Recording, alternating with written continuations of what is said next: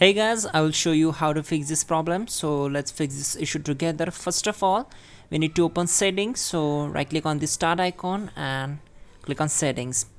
Once we are here, we need to click on these three lines and then just go to personalization, and then we need to click on colors, and then we have to disable this option transparency effects. Okay, disable this one. After that, go to the assign color and set these as manual.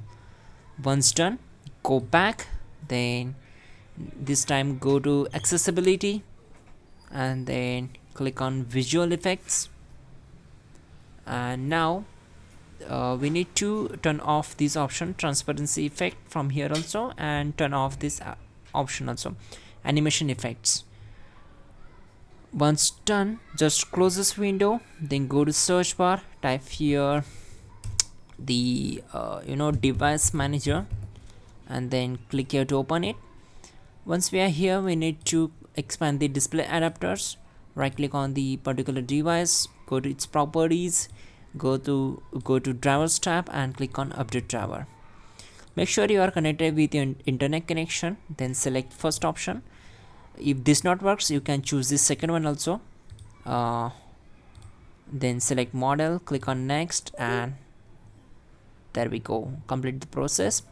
Once done, just close all windows one by one, and then go to search bar. This is the last method, so go to search bar, type here power cfg.cpl, powercfg.cpl, and click on. So once we are here, we need to click on the change settings. If you selected high performance or balance anything, so click on change settings and then click on restore default settings for this plan. Select S, and once done, just close all windows one by one and then restart your system.